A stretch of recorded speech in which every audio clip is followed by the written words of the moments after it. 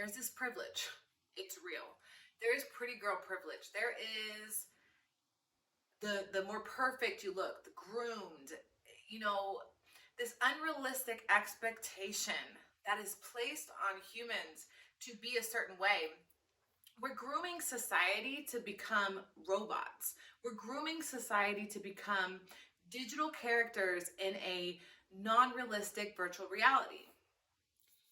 And the more interesting and creative these filters become, it's like we rather just become this fake version of ourselves, not this organic, natural form, because it's heavy, it's dense, it's hard to deal with. It's a lot of work. It's a lot of work to do the physical part of life when we could just imagine and be in our heads, right? And this ignites our heart. What I feel like is happening here is there's this physical world and then there's this virtual world, because we have the age of technology. We have all this information at our fingertips, at our disposal, and we're taking it to the next level. Like literally we're about to be, there's this you know, you can become a virtual character. There's a lot of virtual characters out there, and the research shows that it is going to be part of our future, where we can not only become an avatar and live our lives, go to work and experience life in a virtual way, but also it's like, why are we striving for such perfection? There's so much strangeness surrounding the idea of perfection, because you know, you look at a beautiful child where they're just flawless in their skin and their hair, and just they're just beautiful and they're just organic, and they're confident and everything about them, right? And we it's like we want to be children, or we want to be as naturally inorganic as we can. You know, we're holding on so tightly to youth. What is this? Like, why are we in such fear of death? The Egyptians looked at death as the next stage. There was a lot of knowledge and wisdom that the mystics of Kemet, you know, they held on to, like the higher ups, the, I can't remember what they called them, but basically there were teachers that held on to the ancient wisdom, and it was only shared to, you know, small groups, and it wasn't shared to the public, because the wisdom taught people how to navigate other parts of consciousness, other parts of the soul. And you would go into this after space where you could become another version, another part of creation, another part of reality.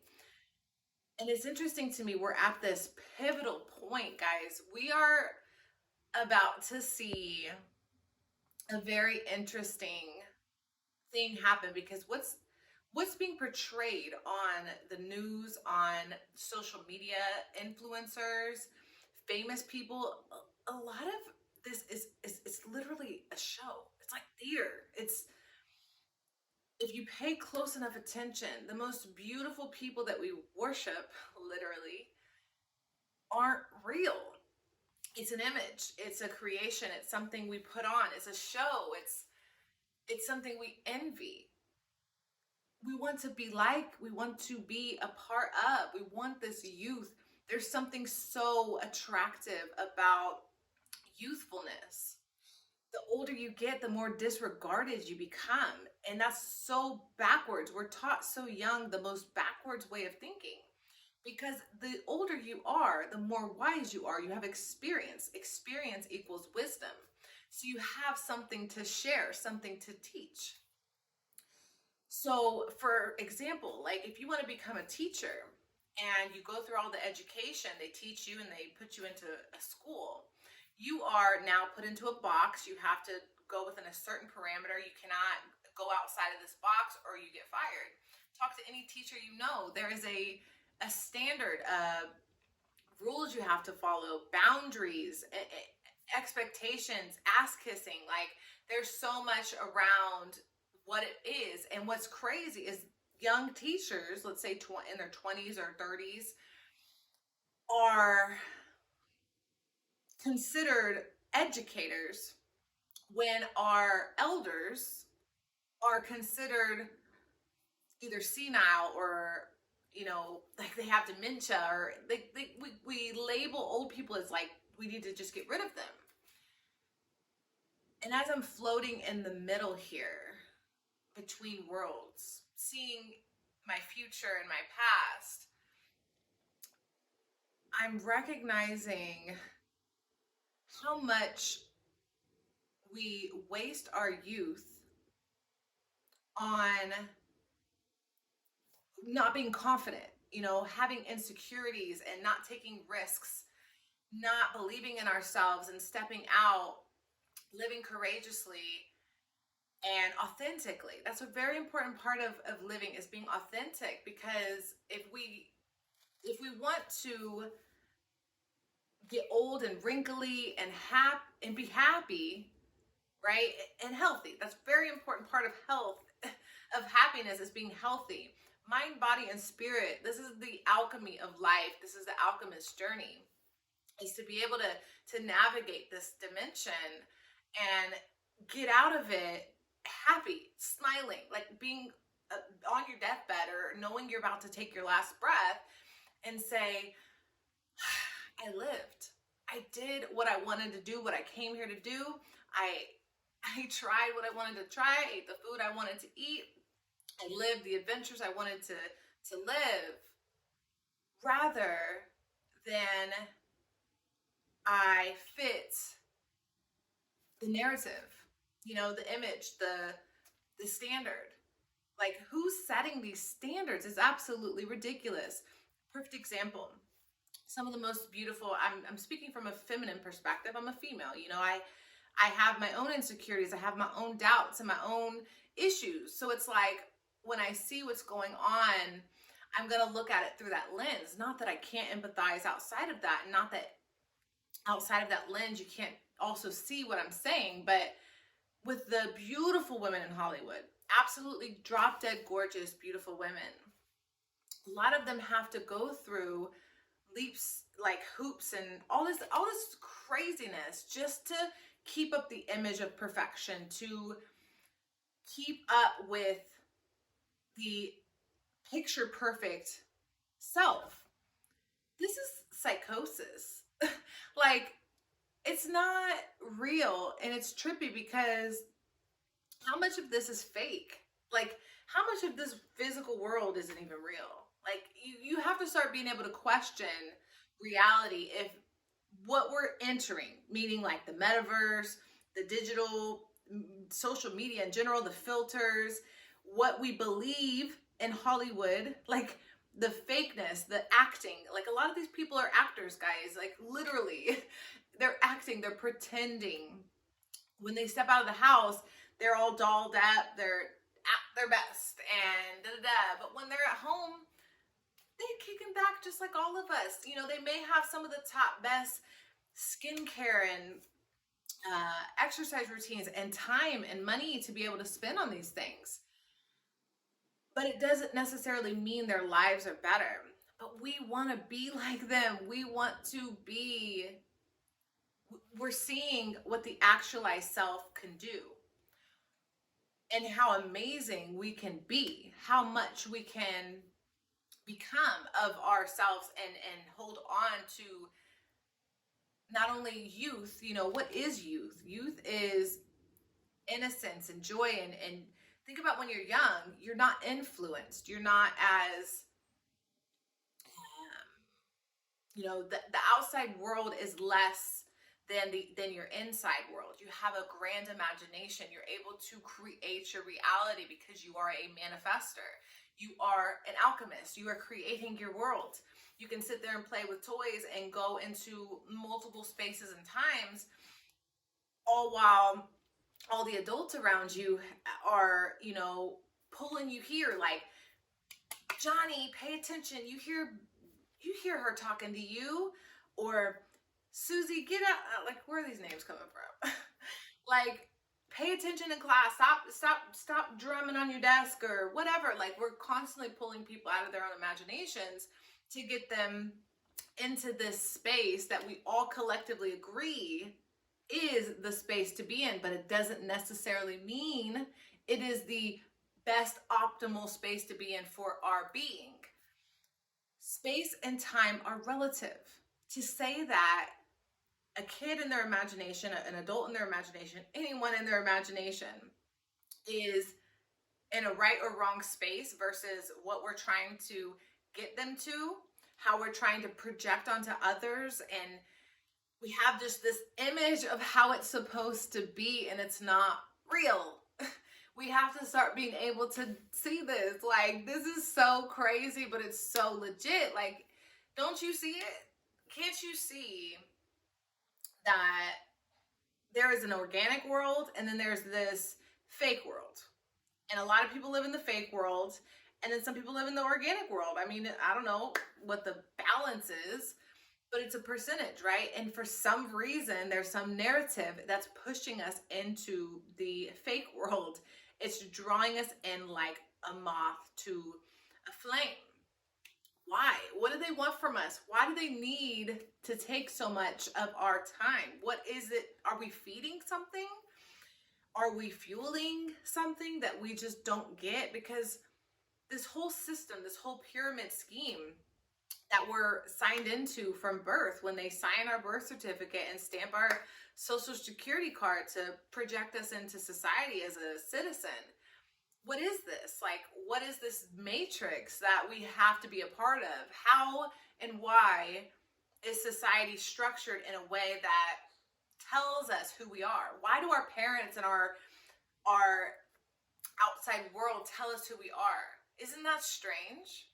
Because I have such a sense, right? Not that I've always held on to that, because I came into this world with senses, and I could feel and see and taste and touch and come up with, what I formulate. But then over time, my voice, my inner voice got shut out, and the outside voices got louder, because the more my voice was expressed, my truth was expressed, the more it was in opposition to what was being asked of me, or what was, an example, pretty girl.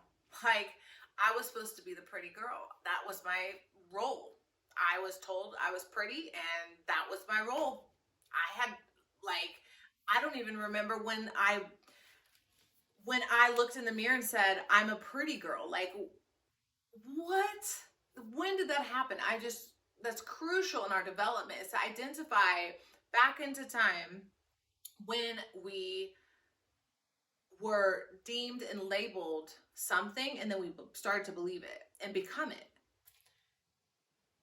I think that an interesting future is coming into play here, because I want to have an organic life. I want to be as natural as possible. I want to be whatever I want to be in the moment. Like, if I want to be, a cat tomorrow, or if I want to, be bisexual or asexual, like, I don't want any label to tell me what box I have to be in. Like, I just don't get why we're forced and limited to be something that we are not, or that we don't know. Like, why are we unsure? Why aren't we taught confidence at a young age and believing in ourselves? Like, there's so much potential within this human experience, and we're limiting ourselves because of the disproportionate, the very disconnected wealth gap. We've got millions and billions and trillionaires projecting what we should be buying and being like, and like, we can't compete. We're working anywhere from whatever. Some of us are unemployed, and some of us are working 80 hours, but we're down here in this either lower middle class. Some of us are in the upper middle class.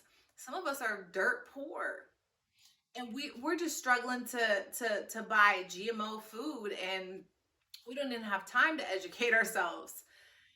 Some of us are climbing out of the barrel and starting to see that there's, sunshine and there's rain and earth and connection. And then we look up and we recognize the complete difference in these people that we envy, that this Hollywood projection, it's literally smoke and mirrors.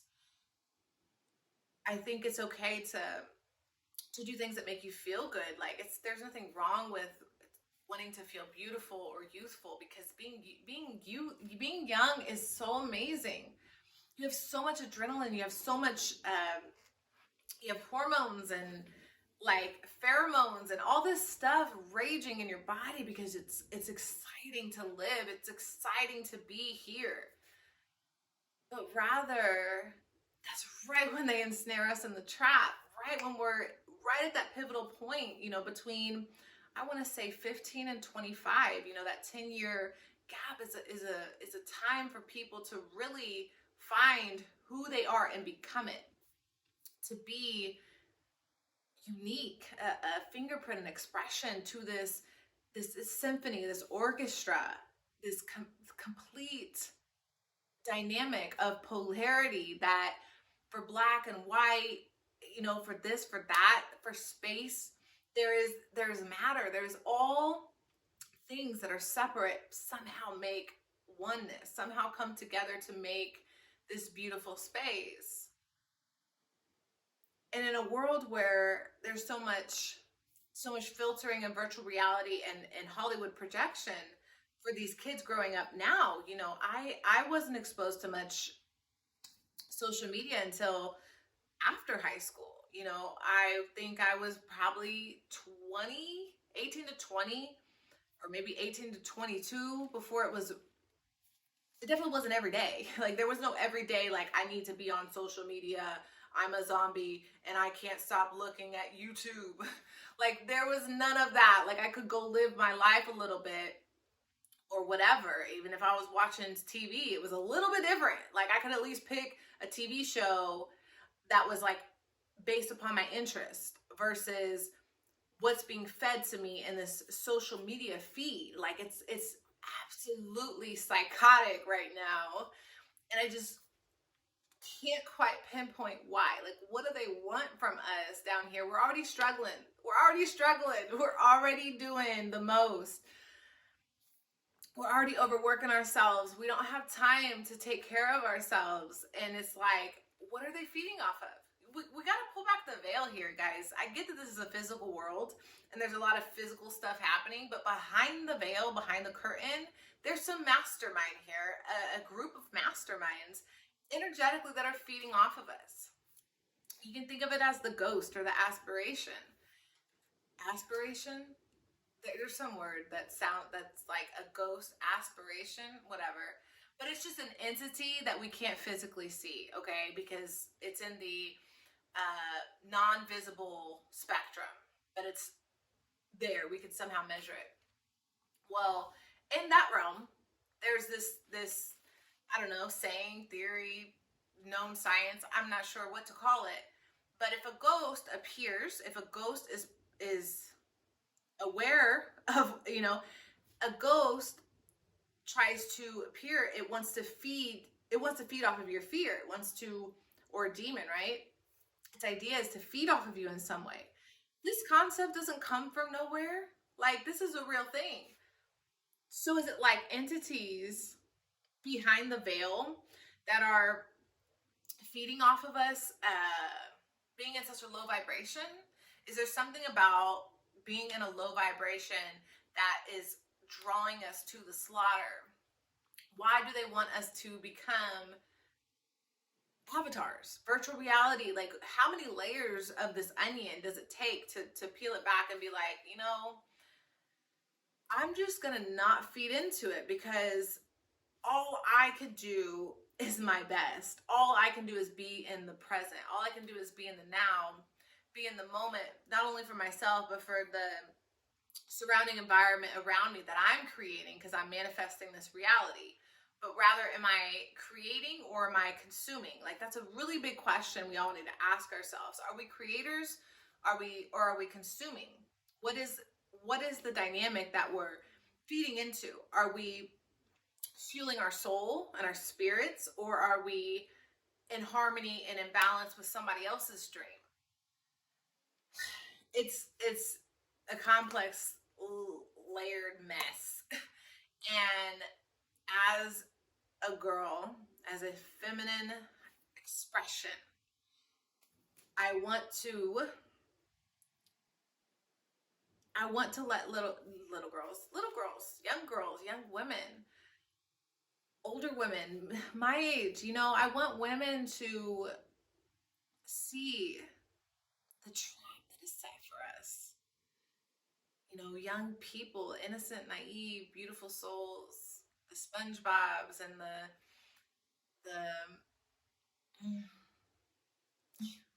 it's always that character. Think about all the movies. It's always that character, that naive soul that just like has so much love and lust for life.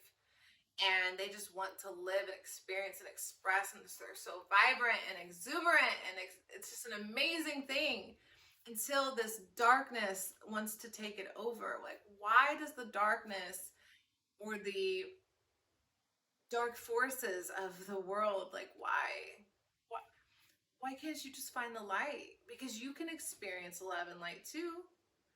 It's beautiful. Like, it's so amazing to be in love and to be passionate and to be able to express yourself in all forms. Like, whether you're 7, 17, 37, 97, like, there's something beautiful about every experience on earth.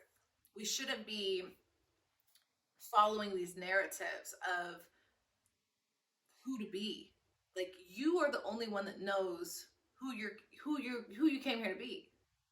You came here to be you. You didn't come here to be someone else. No matter how perfectly sculpted or,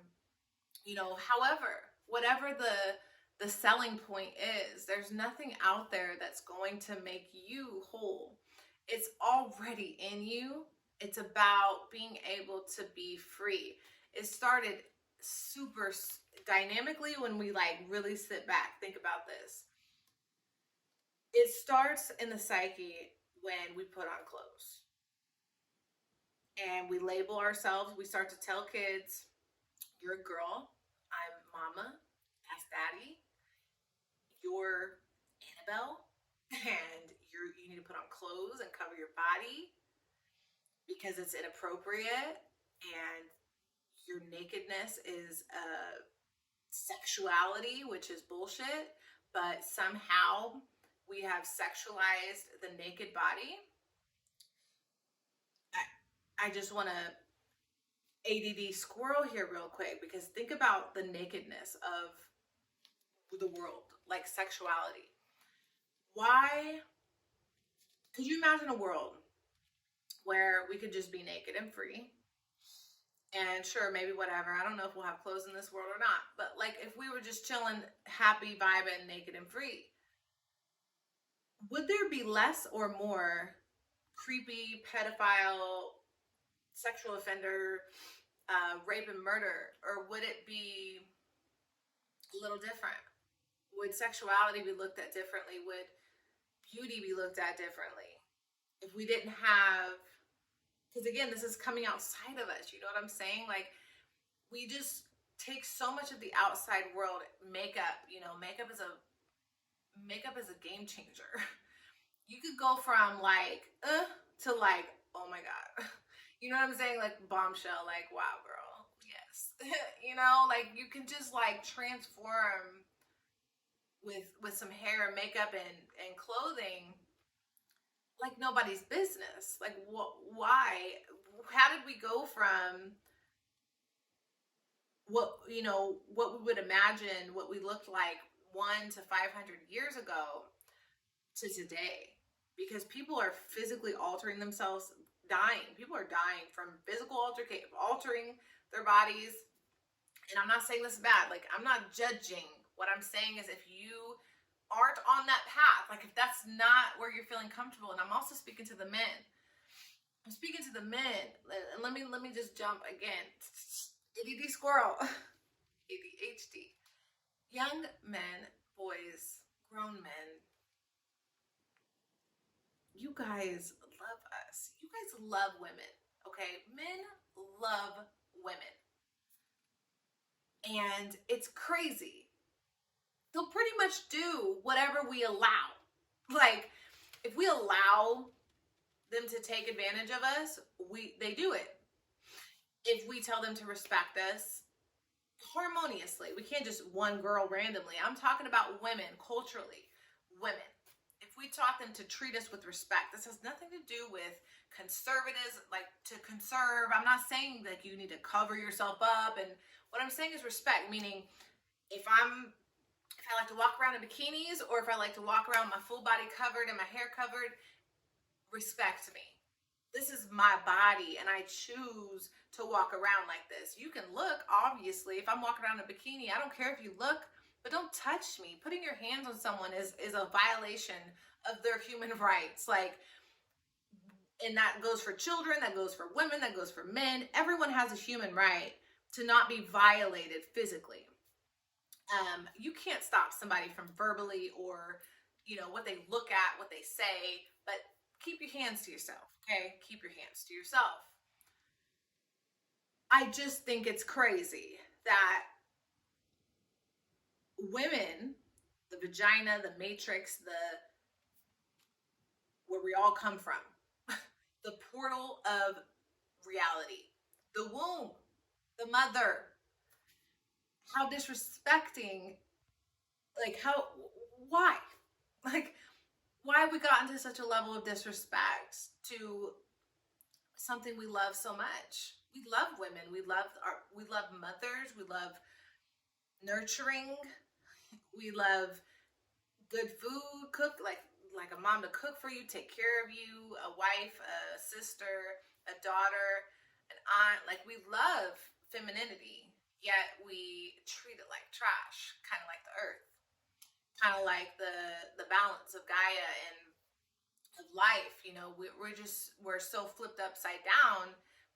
It's like we want to get back to nature. We want to get back to nurture, but instead we trample on it like trash because we treat ourselves like trash. This is why we're trapped and ensnared in this game, this illusion. You know what I'm saying?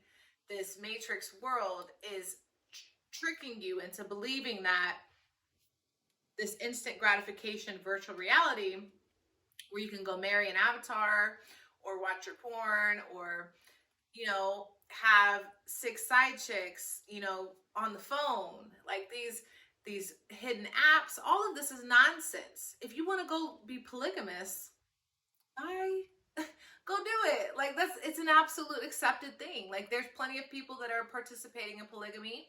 There's all types of fun, beautiful things you can do in that dynamic. But to disrespect or to cheat or to lie or to steal or to take is where the wires don't match up. Like, why are we doing this to our children, to our families, to our society, to our home? Why are we treating anyone that is separate from us as we would not want ourselves to be treated? Because we're not treating ourselves right. You know what I'm saying? That's what we're doing. Instead of treating ourselves well, we're disrespecting because we're disrespecting ourselves. That's all it is. It's a reflection. It's a mirror. And until we pick up our trash and start taking care of ourselves, men and women, young men, young ladies, like, we got to take care of ourselves and learn boundaries and respect, because I didn't understand these things for a very long time. And people that choose to take advantage of that did. And by choice, I continued to stay in that dynamic. And now it's like, okay, as I'm seeing this play out year over year over year over year, like, when am I going to realize there is no victim? Like, there is nobody that's going to come and save me. There is nobody the damsel in distress does not work. There's no savior that comes and says, like, I'm going to just, like, scoop you up from all your problems, your addictions, your patterns, your codependency, your trauma. Like, all of that is going to go wash away when I come swoop you out like Prince Charming, because that's what they teach us in the movies, that we're beautiful little princesses that are going to get swooped up by Prince Charming, or Aladdin on a magic carpet, you know, depending on your fancy. But it's like, that's not how it works. And projecting these images, these false ideas, and these fake lives on social media is only making it worse. Because when we turn off the cameras, when we turn off the phones, and really face reality, if it doesn't match what we are imagining, meaning what we're projecting, then it can become depressing, and it can become very sad, because you're not in alignment with your heart space. You know, your heart's starting to feel good. It's getting, you know, your brain is getting that dopamine. You're getting the endorphins of excitement, because it seems like, it's like, if you want to imagine something to be real, or if you want something to be real, you got to imagine it, right? So it's like you're doing that first step. You're imagining something, but taking the action is non-existent, because projecting and filtering and creating false images and believing and feeding into lies is where the disconnection is. So in order to get back to our space of love and light and youth, is with confidence, being secure in our skin, being happy with who we are, where we are, being able to take baby steps, and being able to discipline ourselves, being able to accept and be happy, and actually be who we want to be who we came here to be, and be in alignment with the highest version of ourselves. So that's what I have. I mean, you know what I'm saying? A little bit. If any of that resonated, or if I could elaborate, like, I would love to just do some like research, and I could organize this better and all that. But honestly, it's just about having the conversation. I don't even know if any of that's necessary. So if it is, if you'd like some of that, or for me to just kind of talk, or we could just kind of create this community here where we can really vibe and understand the dynamic of spirituality, being practical, being in the moment, being present, meditating, being healthy, and aligning with our purpose and our passions, getting out of our heads, taking care of our mental health, and fighting those addictions, battling those or winning those battles, becoming victorious, and strategically creating a strategy, a pattern, recognizing the pattern so we can get out of our ruts. That's what I have. So please comment down below, like, comment, subscribe. Let me know how I can improve and bring more, you know what I'm saying? Thank you so much for watching, and I will see you again next time. Bye.